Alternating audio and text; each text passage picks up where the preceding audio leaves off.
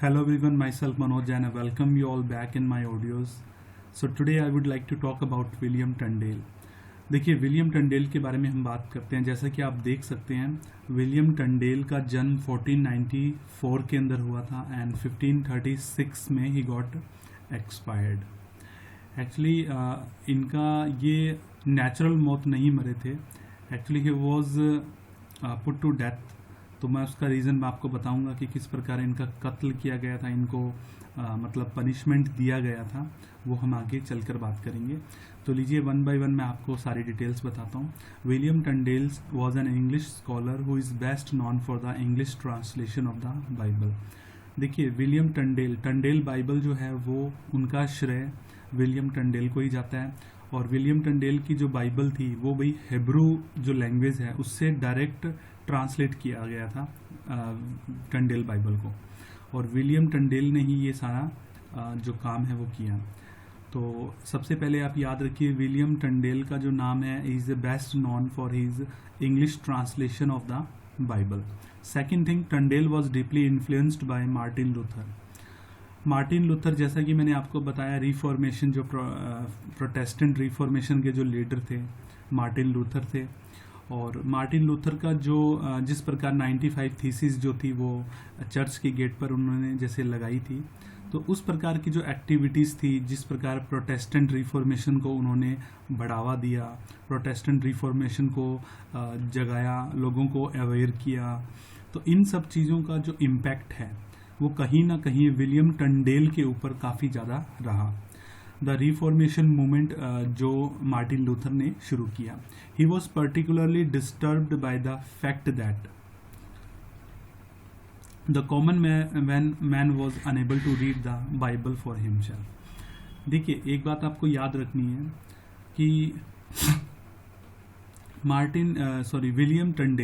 William Tandel जो थे वो काफ़ी ज़्यादा इस लिए डिस्टर्ब रहे और इसलिए वो टेंशन में थे, क्योंकि होता क्या था ब्लैक डेथ के बाद जैसे जैसे 1348 के अंदर ब्लैक डेथ आया और उसके बाद पीसेंट रिवॉल्ट 1381, तो इस प्रकार जितने भी ये 14th सेंचुरी में जितने भी ये हुए थे मतलब इवेंट हुए थे, उनकी वजह से जो रोमन कैथोलिक जो चर्च था और प्रिस्ट थे उनके ऊपर जो एक विश्वास था कॉमन आदमी का, कॉमन मैन का, वो धीरे धीरे उठता चला गया।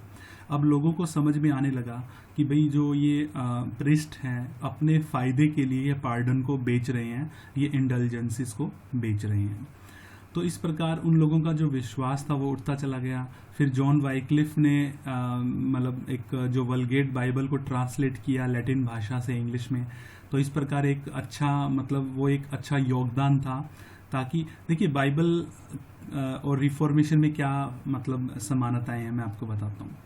देखिए आम आदमी के हाथ में, आम आदमी जो लंदन का रहने वाला, जो इंग्लैंड का रहने वाला जो आम आदमी था वो मिडिल इंग्लिश बोलता था, ठीक है, ये उनकी भाषा थी। मगर जो बाइबल थी वो या तो लैटिन भाषा में लिखी हुई थी या फिर और लैंग्वेज जैसे हिब्रू लैंग्वेज इस टाइप से थी। तो अब ऐसी कोई बाइबल अवेलेबल नहीं थी जो कि आम आदमी उसको रीड कर सके। और अगर जॉन वाइक्लिफ ने पहली बाइबल वल्गेट बाइबल को इंग्लिश में ट्रांसलेट किया था, बट उस समय प्रिंटिंग भी नहीं आया था, क्योंकि जो इंग्लैंड के अंदर 1476 में पहली बार, ठीक है, 1476 के अंदर पहली बार जो प्रिंटिंग प्रेस है, तो मेरा मतलब 1476 में पहली बार विलियम कॉक्सटन जो थे उन्होंने प्रिंटिंग प्रेस को लेकर आए, और उसके बाद जो बाइबल थी इस प्रकार की जो बुक्स थी उनकी कॉपियाँ, उनकी डिफरेंट प्रिंटेड बुक्स छपना शुरू हुआ। और अब प्रिंटिंग मशीन के आने के बाद जो बुक्स थी उसकी कॉस्ट भी काफ़ी ज़्यादा डिक्रीज़ हो गई। अब आम आदमी जो था वो उसको एक्सेस कर सकता था, उसको कैरी कर सकता था, उसको बाय कर सकता था। तो जैसे जैसे लोगों के हाथ में बाइबल आने लगी, वो लोग अब प्रिस्ट या फिर जो फादर होते हैं चर्च के, आर्च बिशप होते हैं, उनके ऊपर डिपेंड नहीं थे। वो किसी भी प्रकार की अगर उनको किसी भी प्रकार की कुछ प्रॉब्लम होती है, ठीक है, तो ऐसा नहीं था कि पहले ऐसा होता था कि वो अगर सपोज कीजिए ब्लैक डेथ आई, ठीक है, तो ये बुबोनिक जो प्लेग था, तो आम आदमी गॉट वेरी टेंस्ड, ठीक है, क्योंकि उनके जो किथ और किन्स थे वो मरे जा रहे थे। तो उनके पास कोई मतलब ऐसी तरीका नहीं था कि वो उस चीज़ से बच सके। तो वो सब के सब लोग चर्च के ऊपर डिपेंड हो गए। वो फादर के पास जाते, प्रिस्ट के पास जाते कि भाई हमें बचाओ इन चीज़ों से। तो प्रिस्ट उनको मतलब ये सलाह देते कि पार्डन करवाओ, और पार्डन के लिए भारी भारी रकम जो पैसे लेते थे उनसे। धीरे धीरे लोगों को समझ आने लगा कि ये जो प्रिस्ट है, ये जो कैथोलिक चर्च है, ये कहीं ना कहीं उस समय गलत कर रहा है और इन चीज़ों से हमें दूर हटना चाहिए।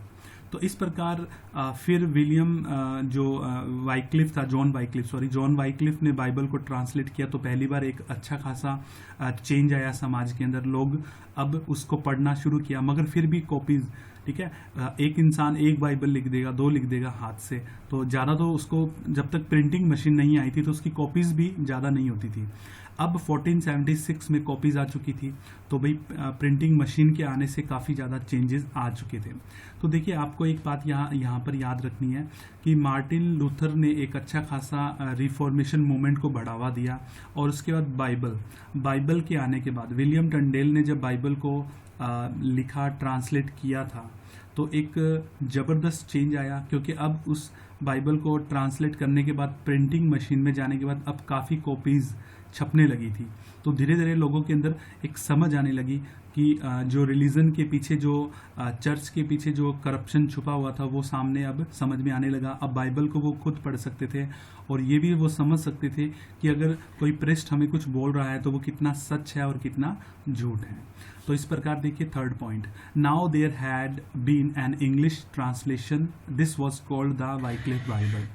तो देखिए, वाइक्लिफ, आपको याद हो 1382 के अंदर पहली बार जॉन वाइक्लिफ ने लैटिन भाषा से इंग्लिश में ट्रांसलेशन किया था वल्गेट बाइबल को, ठीक है। The Wycliffe Bible was translated from Latin into English by a man named John Wycliffe. तो जॉन वाइक्लिफ ने इस बाइबल को ट्रांसलेट किया था। तो ये भी एक बहुत बड़ा चेंज था समाज के अंदर। Fourth point, Wycliffe based his translation from a version of Bible called the Latin Vulgate. एक लैटिन भाषा में वल्गेट बाइबल लिखी हुई थी, जॉन वाइक्लिफ ने उस चीज़ को ट्रांसलेट किया। याद रखना इस बात को, बड़ा इंपॉर्टेंट पॉइंट है कि पहली जो ट्रांसलेशन थी वो जॉन वाइक्लिफ ने की थी, मगर वो लैटिन वल्गेट, एस.टी. जेरोम की जो बाइबल थी वल्गेट बाइबल, उसको ट्रांसलेट किया गया था इंग्लिश में, ठीक है, which was the standard version of the Bible in western Christianity. But the Wycliffe Bible was banned, ठीक है। वाइक्लिफ की जो बाइबल थी वो बैन कर दी गई, और Wycliffe was declared A heretic. Heretic वो इंसान होता है जो धर्म के विरोध काम करता है, ठीक है। और इसी वजह से वाइक्लिफ को उसको बी हेड कर दिया था। उसको मतलब मैं आपको बताता हूँ उसके बारे में कि वाइक्लिफ को सजा दी गई थी और उसको मार दिया गया था। तो in fact he was so hated by church authorities. Wycliffe को इतना ज़्यादा हेट किया गया समाज के द्वारा कि भाई उसको उसकी डेथ के बाद, ठीक है, उसकी बॉडी को मतलब कब्र से निकाल कर फिर उसको जलाया गया। तो इस प्रकार की मतलब जो देखिए, ये सारा इस वजह से हुआ क्योंकि उन्होंने वल्गेट बाइबल को इंग्लिश लैंग्वेज में ट्रांसलेट किया था। तो उस समय जॉन वाइक्लिफ को हेरेटिक घोषित कर दिया गया, मतलब एक इंसान जो धर्म के विरोध काम करता है। तो आगे चलते हैं, देखिए अब बात करते हैं फिफ्थ पॉइंट की। बाय द अर्ली 1500s के दौरान क्या होता है, the lower classes were desperate for a new translation of the Bible in a language they could read. अब जो लोअर क्लासेस थी, अगर आपको ध्यान हो 14th सेंचुरी जो पीरियड था, और उस समय चौसेरियन पीरियड चल रहा था, उस समय जो 3 क्लासेस थी, एक तो थी चर्च, ठीक है, चर्च के अंदर जो लैंग्वेज चलती थी वो थी लैटिन, और थी एक एडमिनिस्ट्रेशन या फिर बात करें कोर्ट के अंदर, और जो कोर्ट और एडमिनिस्ट्रेशन के अंदर जो भाषा चलती थी वो थी फ्रेंच भाषा। और अब बात करते हैं लोअर क्लासेस। जो लोअर क्लासेस के जो लोग थे वो भाषा यूज़ करते थे मिडिल इंग्लिश। तो अब एवरीबडी 15th सेंचुरी की जो लोग थे वो ये सोच रहे थे कि ऐसी कोई बाइबल हो उनके हाथ में जो कि सस्ते, मतलब आराम से वो खरीद भी सके और उसको रीड भी कर सके। अब लैटिन भाषा तो उनको आती नहीं थी, तो अब यहाँ पर विलियम टंडेल ने अपना पार्ट निभाया। विलियम टंडेल ने क्या किया, उसने एक इनिशिएट लिया, ठीक है, और हिब्रू लैंग्वेज में लिखी गई बाइबल को डायरेक्ट इंग्लिश में, ठीक है, ट्रांसलेट कर दिया। और इंग्लिश में ट्रांसलेट होने के बाद उसकी प्रिंटिंग भी हो गई, ठीक है। प्रिंटिंग होने के बाद everybody can access easily and cheap, ठीक है, सस्ती बाइबल को वो रीड कर सकते हैं और अपना ज्ञान, अपनी नॉलेज को वो इम्प्रूव कर सकते हैं। तो यहाँ पर विलियम टंडेल ने लोअर क्लासेस के लिए एक बहुत बड़ा सोर्स, ठीक है, क्रिएट कर दिया ताकि वो रीड कर सकें बाइबल को। 6th point, A tutor and A Chaplin, Tandel was exceptionally educated. देखिए विलियम टंडेल जो थे वो एक चैपलिन थे और एक ट्यूटर भी थे, ठीक है। अब वो बहुत ज़्यादा अच्छे एजुकेटेड इंसान भी थे। उनको फ्रेंच लैंग्वेज भी आती थी, ग्रीक लैंग्वेज भी आती थी, हेब्रू लैंग्वेज भी आती थी, जर्मन भी आती थी, इटालियन, लैटिन, स्पेनिश, देखिए कितनी लैंग्वेजेस हैं, ठीक है। मैं रिपीट करता हूँ, being fluent in French, Greek, Hebrew, German, Italian, Latin और स्पेनिश। तो इतनी सारी लैंग्वेजेस का उनको ज्ञान था विलियम टंडेल को। टंडेल सरमन का मतलब होता है जब आप किसी को उपदेश देते हो, किसी को मतलब किसी को उपदेश देना, किसी को इस टाइप से उनको सरमन्स बोलते हैं। तो विलियम टंडेल्स के जो सरमन थे ऑफन कॉज्ड कंट्रोवर्सी। जब विलियम टंडेल ने समाज में पब्लिकली अपने सरमन्स को या रिटर्न में अपने सरमन्स को लिखा, बोला, तो वो समाज के लिए कंट्रोवर्सी का कारण बन गए। The Catholic authorities felt he undermined their power. तो कहीं ना कहीं जो कैथोलिक चर्च था, कैथोलिक अथॉरिटीज़ थी, वो सोचते थे कि विलियम टंडेल जिस प्रकार के सरमन समाज के अंदर पब्लिकली वो मतलब देता है, तो कहीं ना कहीं हमारी जो पावर है वो कमज़ोर होती जा रही है, दुर्बल होती जा रही है। He was told to stop preaching in public. उसे कहा गया, विलियम टंडेल को कहा गया कैथोलिक अथॉरिटीज़ के द्वारा कि पब्लिक में जाकर प्रीच करना, उपदेश देना छोड़ दें। But he continued to do so, मगर वो नहीं माने, वो करते रहे ऐसा, और वो पब्लिक समाज को वो मतलब अवेयर करते रहे। Increasingly his life was becoming endangered, और इस प्रकार उनका जो जीवन था खतरों से भर गया। तो याद रखिए 1524 में he left London to hide out in Germany. तो इस प्रकार 1524 के अंदर उन्होंने लंदन को छोड़ दिया और जर्मनी में जाकर छुप गए। The Catholic people were searching him so that they can hand him. तो कैथोलिक जो अथॉरिटीज़ के जो लोग थे, कैथोलिक रोमन कैथोलिक चर्च के जो लोग थे, वो उनको सर्च करते थे ताकि वो उनको ढूंढकर वो उनको हैंड ओवर कर दें और उनको सज़ा मिले, ठीक है। सज़ा किस बात की? क्योंकि वो पब्लिकली प्रीच करते थे और उस समय पब्लिकली प्रीच करना अकॉर्डिंग टू कैथोलिक अथॉरिटीज़ एक तरह से गलत काम हो गया। तो इस प्रकार से कहानी आगे बनती है। 8 पॉइंट देखिए, there he began work on English translation of the Bible.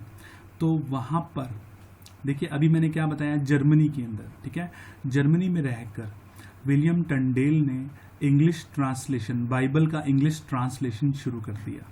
Unlike the Wycliffe Bible, Wycliffe की जो बाइबल थी, ध्यान देना इस बात पे, वाइक्लिफ की जो बाइबल थी वो भाई लैटिन भाषा से ट्रांसलेटेड थी, ठीक है, मगर विलियम टंडेल की जो बाइबल थी वो वर्ड फॉर वर्ड ट्रांसलेशन थी। विलियम टंडेल की जो मतलब बाइबल थी वो ट्रांसलेशन हुई थी ओरिजिनल हेब्रू और ग्रीक मैन्यूस्क्रिप्ट से, ठीक है। जो ओरिजिनल में जो हेब्रू और जो ग्रीक मैन्यूस्क्रिप्ट लिखे गए हैं उनमें से उनको ओरिजिनल वर्क से उनको ट्रांसलेट किया गया था, ठीक है। और अगर आपको मैं थोड़ा और डीप बताता हूँ तो आप देख सकते हैं कि जो स्क्रैच लैंग्वेज है, स्क्रैच लैंग्वेज वो होता है कि पत्थर पर रगड़ रगड़ कर खुरच कर वो हेब्रू भाषा में लिखी गई थी पहली बार बाइबल, और विलियम टंडेल ने इन्हीं चीज़ों से उसको ट्रांसलेट करके इंग्लिश में ट्रांसलेट किया। ग्रीक मैन्यूस्क्रिप्ट और हेब्रू मैन्यूस्क्रिप्ट में से ट्रांसलेट करके उसको इंग्लिश में ट्रांसलेट किया गया था। तो इन्होंने क्या किया, his New Testament was completed in 1525। तो ये याद रखिए, विलियम टंडेल ने न्यू टेस्टामेंट को ट्रांसलेट किया था जो कि 1525 में कंप्लीट हो गया। After being in hiding for several years, काफ़ी समय से वो जर्मनी में अपने आप को छुपाकर बैठे थे, काफ़ी समय वो छुपे रहे, और 1535 के अंदर Tyndale was betrayed by a man providing him with shelter in Antwerp. Antwerp जो है ना वो आज के समय का बेल्जियम है। तो देखिए होता क्या है, एक पर्सन था विलियम टंडेल को अपने घर में शेल्टर देता है, अपने घर में उसको रहने के लिए जगह देता है, और वही इंसान जो ग्रीक अथॉरिटी जो कैथोलिक जो अथॉरिटीज़ हैं उनको जाकर खबर देता है कि विलियम टंडेल हमारे घर में छुपा हुआ है। तो टंडेल वाज कैप्चर्ड। तो इसके बाद वो लोग वहाँ पर आते हैं और विलियम टंडेल को कैप्चर कर लेते हैं और अरेस्ट कर लेते हैं और प्रिजन के अंदर उसको काशल में डाल देते हैं। He was present for 8 months, और 8 महीनों के लिए वो प्रिजन में होते हैं, मतलब जेल में होते हैं, before being tried for heresy. उसके बाद ट्रायल चलता है और अंत में उसको हेरेसी घोषित कर देते हैं, मतलब कि एक प्रकार से उन्होंने धर्म विरोधी काम किया। So he charged with heresy with the following years and condemned to death. इसके बाद उनको मौत की सजा दी जाती है। 10th पॉइंट देखिए, when he was dying his last words were, जब वो मर रहे थे, ठीक है, जब वो मर रहे थे तो उनके जो अंतिम शब्द थे वो ये क्या थे, Lord open the king of England's eyes. देखिए यहाँ पर, ठीक है, याद रखिए यहाँ पर हेनरी द 8th राजा होता है, और यहाँ पर विलियम टंडेल अपने लास्ट शब्द बोल रहा है किसके लिए, किंग के लिए। किंग कौन होता है, हेनरी द 8th। तो वो बोलता है कि लॉर्ड भगवान open the king of England's eyes, king राजा की आंखें खोलो, इंग्लैंड के राजा की आंखें खोलो, ठीक है, क्योंकि वो गलत कर रहा है। In fact he was so hated by church authorities. हालांकि वास्तव में चर्च अथॉरिटीज़ ने विलियम टंडेल से इतना नफरत किया, इतना ज़्यादा नफरत किया कि मरने के बाद उनकी बॉडी को एक्ज्यूम्ड किया गया। एक्ज्यूम का मतलब था कब्र से खोद कर निकाल लिया गया और पब्लिकली उसे बर्न किया गया, ठीक है, बर्न। तो ये चीज़ उनके साथ भी हुई। इसी प्रकार विलियम जॉन वाइक्लिफ के साथ भी हुआ था और विलियम टंडेल के साथ भी ऐसा ही हुआ। 11th point, in order to understand this lesson about a man named William Tyndale. अगर आपको विलियम टंडेल को समझना है तो सबसे पहले मैं आपको इसका प्रॉपर तरीके से बताता हूँ। देखिए आपको एक चीज़ समझना है कि जो प्रोटेस्टेंट रिफॉर्मेशंस थे, देखिए आपको पता होगा कि जो प्रोटेस्टेंट रिफॉर्मेशन क्या है। प्रोटेस्टेंट रिफॉर्मेशन एक प्रकार का एक ऐसा एंटी कैथोलिक यूरोपियन मूवमेंट था जो कि 1517 के अंदर एक मोंक जिनका नाम था मार्टिन लूथर ने इस जो प्रोटेस्टेंट रिफॉर्मेशन को स्पार्क किया था, इसको स्टार्ट किया था, इसकी शुरुआत की। तो मार्टिन लूथर ने क्या किया था, मैंने आपको बताया था कि भाई 95 थीसिस थी जिनको कैथोलिक चर्च की दीवार पर विटनबर्ग, ठीक है, नाम का एक जर्मनी में एक चर्च है, विटनबर्ग नाम का एक चर्च है, उसके दरवाजे पर जाकर 95 थीसिस वो लगा दी, ठीक है। इसके बाद वो पब्लिकली प्रिंट हो गई और प्रिंट होने के बाद पूरे यूरोप में एक हवा सा बन गया, मतलब एक प्रकार की क्रांति आ गई और सभी लोगों ने प्रोटेस्टेंट रिफॉर्मेशन को शुरुआत कर दिया। तो Luther was basically fed up with the corruption and what he considered unbiblical teaching in the Catholic church. देखिए मार्टिन लूथर ने भी बाइबल को पढ़ा और पढ़ने के बाद कंपेयर करने लगा कि व्हाट कैथोलिक चर्च प्रीस्ट पढ़ाते हैं, मतलब कैथोलिक चर्च के अंदर जो प्रीस्ट है वो क्या ज्ञान दे रहे हैं और वास्तव में क्या लिखा हुआ है बाइबल में, जीसस क्राइस्ट ने क्या बताया है और वो वहाँ पर क्या पढ़ा रहे हैं। तो इस प्रकार ये जो एक करप्शन जो था वो सामने आने लगा। तो मार्टिन लूथर ने इस चीज़ को काफ़ी ज़्यादा नोटिस किया। तो वो ये चाहते थे कि भाई एक ऐसी बाइबल हो, ठीक है, जिससे कि सारे इंसान रीड करें और सारे पर्सन रीड करने के बाद वो खुद एनालाइज करें। तो देखिए क्या होता है, ठीक है, ही सॉट टू रिफॉर्म इट। तो उसके बाद उनके मन में आया कि अब इसको सुधार करना है, ठीक है, कैथोलिक चर्च के अंदर रिफॉर्मेशन करना है, उसमें सुधार किया जाए। Luther taught that salvation was a free gift to God, free gift of God and was not earned by doing good deeds. तो यहाँ पर मार्टिन लूथर का ये कहना था कि जो साल्वेशन होता है, जो पार्डन होती है, वो भगवान का दिया हुआ एक फ्री गिफ्ट है, ठीक है, उसको ना तो आप बेच सकते हो ना ही उसको कमा सकते हो अच्छे अच्छे कर्मों से। तो इस प्रकार का ज्ञान उन्हें था और वो लोगों को भी ये बताने लगे। तो इस प्रकार देखिए एक बार क्या होता है, 1517 की बात है, 1517 के अंदर क्या हुआ, मार्टिन लूथर ने 95 ग्रीवियंसेस का मतलब था शिकायतें, 95 ग्रीवियंसेस को लिखकर, जिसको थीसिस भी बोलते हैं, 95 ग्रीवियंसेस को लिखकर कैथोलिक चर्च जिसका नाम था विटनबर्ग चर्च, ठीक है, वो जर्मनी में है। वहाँ उसके दरवाजे पर वो कील से उसको चिपका देता है, कील से उसको चिपका देता है। और this is called 95 thesis. This sparked mass anti Catholic uprising through out Europe. तो इसके बाद क्या होता है कि आम लोग उसको पढ़ते हैं और उसका प्रिंट हो जाता है।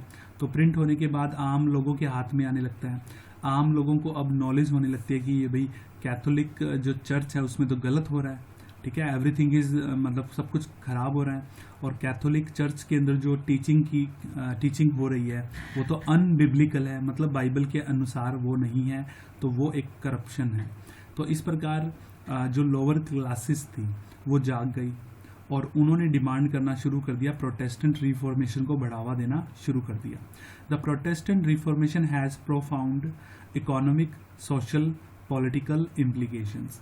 तो प्रोटेस्टेंट रिफॉर्मेशन ने बहुत ज़बरदस्त तरीके से इकोनॉमिक, सोशल और पॉलिटिकल चीज़ों में प्रभाव डाला और उसको बदला।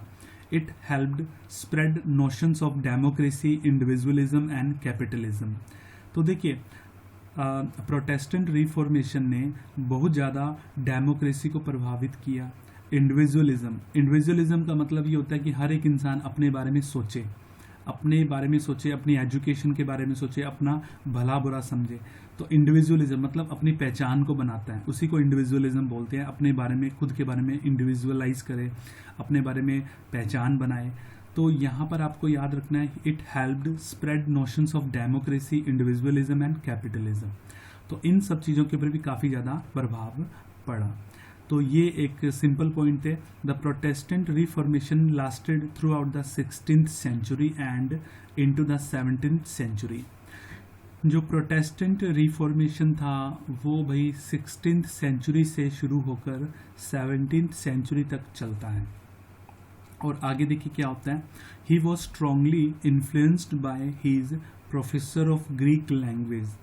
देखिए डेसिडेरियस इरास्मस, ठीक है, डेसिडेरियस इरास्मस ने क्या किया था, लैटिन भाषा के अंदर, ग्रीक भाषा के अंदर एक न्यू टेस्टामेंट को प्रोड्यूस किया था। याद रखिए इरास्मस ने ग्रीक और लैटिन भाषा में न्यू टेस्टामेंट को ट्रांसलेट किया था। तो जो विलियम टंडेल जो थे वो भी काफ़ी ज़्यादा इन चीज़ों से काफ़ी ज़्यादा प्रभावित थे, अपने प्रोफेसर इरास्मस से काफ़ी ज़्यादा प्रभावित थे। 14 पॉइंट पे देखिए, William Tyndale was the first person to translate the New Testament of Bible, though he was burned alive because people did not like New Testament translation. William Tyndale ने क्या किया था, न्यू टेस्टामेंट जो था वो first translation था English के अंदर हिब्रू लैंग्वेज से। तो ये बाइबल का पहला ट्रांसलेशन था। हालांकि विलियम टंडेल को जिंदा जला दिया गया था, ठीक है, एंड लोगों ने न्यू टेस्टामेंट को बिल्कुल भी लाइक नहीं किया और इसको इमोरल बताया। इमोरल का मतलब होता है अनैतिक। The period of early modern English, this the first major period of biblical translation into English language began the introduction of the Tyndale Bible. तो सिंपल सी बात है, याद रखिए टंडेल बाइबल जो है ना एक प्रकार की पहली एक बड़ी ट्रांसलेशन थी, एक बड़ा वर्क था। The first complete edition of the his New Testament was in 1525। तो आपने एक बात याद रखनी है, देखिए वैसे तो एक चीज़ याद रखनी है आपको कि पहला कंप्लीट जो बाइबल था वो याद रखिए, पहला कंप्लीट जो, देखिए आपको एक चीज़ याद रखनी है, मैं रिपीट करता हूँ अपनी बात को। देखिए विलियम टंडेल की जो बाइबल है, जिसको टंडेल बाइबल के नाम से जाना जाता है, ये टंडेल बाइबल जो है ये पहली कंप्लीट एडिशन बाइबल है न्यू टेस्टामेंट की, जिसको 1525 में कंप्लीट किया गया था, ठीक है। और टंडेल ने इस बाइबल को ट्रांसलेट करने के लिए डायरेक्ट ग्रीक और हेब्रू टेक्स्ट का यूज़ किया न्यू टेस्टामेंट के लिए, और ओल्ड टेस्टामेंट के लिए एस.टी. जेरोम की जो लैटिन बाइबल है उसको यूज़ किया। तो इस प्रकार से इस बाइबल को कंप्लीट किया गया। एक बात और आप याद रखिए, प्रिंटिंग प्रेस ने अपना बहुत शानदार रोल निभाया, क्योंकि अब बाइबल की बहुत सारी कॉपी छपने लगी और वो चीप सस्ते बिकती थी, जिसके कारण पूरे इंग्लैंड में वो बाइबल काफ़ी ज़्यादा फैलने लगी। तो लीजिए आगे चलते हैं। Translation Tandel Bible, as we know that he used to hide at the places, so in 1524 he left London to hide in Germany. देखिए आपको पता होगा कि विलियम, अभी मैंने आपको जैसे बताया कि विलियम टंडेल पब्लिकली प्रीच करते थे, पब्लिकली सरमन देते थे, पब्लिकली उपदेश देना, प्रवचन देना, इस प्रकार लोगों को इकट्ठा करके वो इस प्रकार की चीज़ें किया करते थे। तो जो कैथोलिक चर्च था, जो उनकी अथॉरिटी थी, उनको ये बिल्कुल भी पसंद नहीं आया और इस प्रकार विलियम टंडेल भाग कर छुप गए, लंदन से भाग गए और लंदन से भागकर वो जर्मनी में छुप जाते हैं। There he began work on his English translation of the Bible. वहाँ पर वो अपनी इंग्लिश ट्रांसलेशन, बाइबल का जो ट्रांसलेशन है वो शुरू कर देते हैं। तो ये बाइबल जो वाइक्लिफ की जो बाइबल थी वो उस तरह नहीं थी, ये थोड़ा सा अलग था। मैं आपको रिपीट कर देता हूँ बात अपनी कि वाइक्लिफ की जो बाइबल थी, ठीक है, जॉन वाइक्लिफ ने बाइबल को ट्रांसलेट किया था, वल्गेट बाइबल को, जो कि एस.टी. जेरोम की बाइबल थी वो, और वो लैटिन भाषा में लिखी गई थी। बाद में उसको जॉन वाइक्लिफ ने इंग्लिश लैंग्वेज में ट्रांसलेट किया था और वो वर्ड फॉर वर्ड ट्रांसलेशन था लैटिन भाषा से। और जो टंडेल ने जो ट्रांसलेशन किया था उसको टंडेल बाइबल बोला जाता है, जो कि डायरेक्ट ओरिजिनल जो हिब्रू और ग्रीक मैन्यूस्क्रिप्ट था उससे उन्होंने ट्रांसलेट किया था न्यू टेस्टामेंट को, और ओल्ड टेस्टामेंट के लिए उन्होंने एस.टी. जेरोम की एस.टी. जेरोम की बाइबल का यूज़ किया। और his Bible first English translation to take advantage of the printing press. तो देखिए कितना शानदार पॉइंट है ये, कि यही एक पहली बाइबल थी जिसने एडवांटेज मिला, कि प्रिंटिंग प्रेस का बहुत ज़्यादा एडवांटेज मिला। और प्रिंटिंग प्रेस के आ जाने से अब बाइबल छपने लगी और सस्ती बाइबल छपने लगी और लोगों के हाथ में अब अपनी खुद की एक बाइबल होने लगी, जिसके कारण रिफॉर्मेशन, प्रोटेस्टेंट रिफॉर्मेशन में बहुत ज़्यादा कहते हैं ना कि आग के अंदर घी का काम करने लगी ये चीज़ें, ठीक है। What we find that he first hided in Germany, then he went to Netherland. Netherland का मतलब होता है एंटवर्प, ठीक है। तो याद रखिए, अब पहले तो वो जर्मनी में छुपता है, उसके बाद वो नीदरलैंड चल जाता है, वहाँ पर छुप जाता है और वहाँ पर वो ओल्ड टेस्टामेंट को ट्रांसलेट करना शुरू कर देता है। तो आप याद रखिए कि न्यू टेस्टामेंट को 1525 में ट्रांसलेट किया गया था और ओल्ड टेस्टामेंट को ट्रांसलेट किया गया था 1534 और 35 के अंदर। तो ये दो चीज़ें याद रखिए कि न्यू टेस्टामेंट को ट्रांसलेट किया गया था 1525 में और ओल्ड टेस्टामेंट को ट्रांसलेट किया गया था 1524 और 1535 के बीच में। तो ये याद रखिए। बाय 1539 की his translation was officially approved for printing. देखिए 1539 के अंदर विलियम टंडेल की जो बाइबल है उसको ऑफिशियल तौर पर अप्रूवल मिल गया और उसको प्रिंटिंग पर भेज दिया गया, मतलब ऑफिशियल तौर पे, ठीक है। और पहले जो प्रिंटिंग हुआ था वो अनऑफिशियल तौर पे हुआ था, ठीक है। देन उसके बाद किंग जेम्स की जो बाइबल थी वो 1611 में प्रिंटेड हुई। तो इस प्रकार से ये याद रखिए, it drawn primarily from Tyndale's Bible. और ये कहा जाता है कि किंग जेम्स की जो बाइबल थी ना उसका बहुत सारा जो मतलब मटेरियल था वो भाई टंडेल की बाइबल से लिया गया था। ये भी कहा जाता है कि 83% जो किंग जेम्स की जो बाइबल है वो टंडेल की बाइबल से वर्क उठाया गया है। तो इस बात को याद रखिए, ठीक है। Except Tyndale Bible he is also known for 2 other work. Tyndale Bible को ट्रांसलेट करने के अलावा विलियम टंडेल को 2 अलग वर्क के लिए भी जाना जाता है, the practice of prelates and the obedience of a Christian man. तो ये 2 वर्क भी आप याद रखिए, the practice of prelates and the obedience of Christian man. So guys for this work thank you very much. तो आपको William Tandel का जो योगदान है वो याद हो गया होगा। सो आज के लिए बस इतना ही, तो फिर मिलेंगे with new topic and new enthusiasm. So till then, bye bye, thank you.